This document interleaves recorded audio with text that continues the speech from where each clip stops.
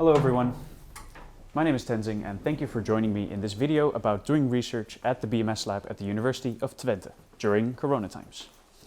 So in this video we'll be discussing safety and hygiene surrounding Corona, but also some general research principles. It's comprised of 3 parts: before, during and after the experiment.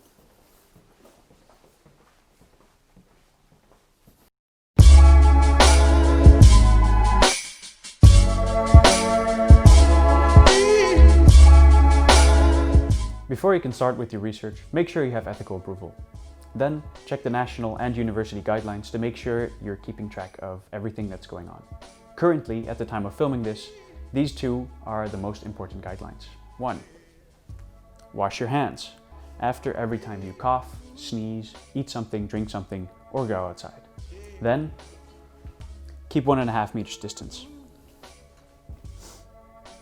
To stay up to date, read the most recent protocols. You can find these on the BMS lab website. Then you need to get approval for your specific research.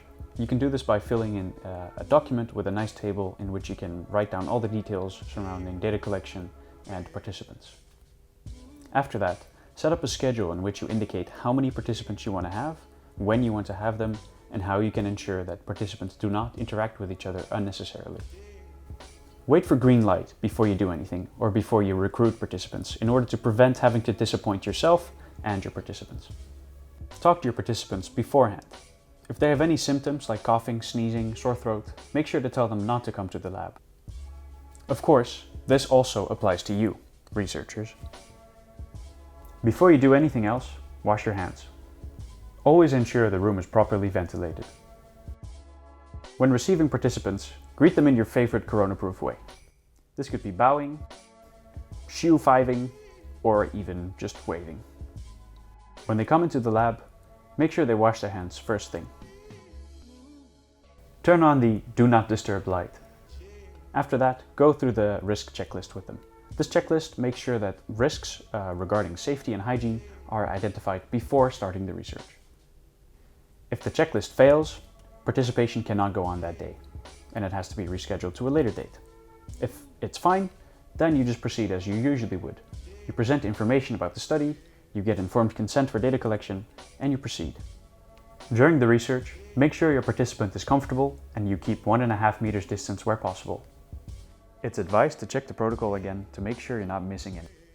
When doing anything that requires physical contact with your participants, make sure to wear a mask, gloves, and good socks. Okay, maybe the fun socks are optional, but it does help. In my research, I'm attaching sensors to both the hand and the head, so I need to get dressed.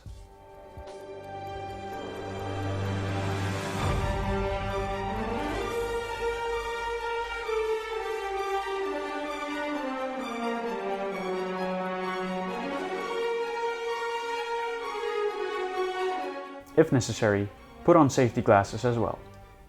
After the experiment is done, take off the sensors from your participant. And they just helped you out, so be nice to them by, for example, giving them chocolate. They always appreciate that.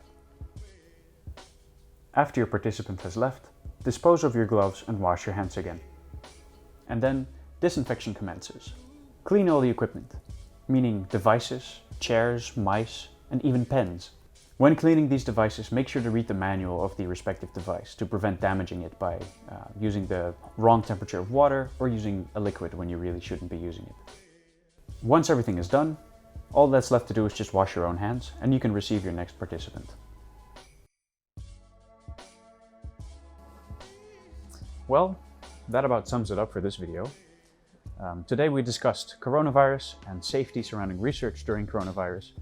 But as we saw, there's a lot more to discuss regarding data ethics, data management, ethics in general. So if you have any questions regarding these things, feel free to contact the BMS lab at any point. We'll be very happy to help and even set you up with some good equipment to use. Thank you. See you around.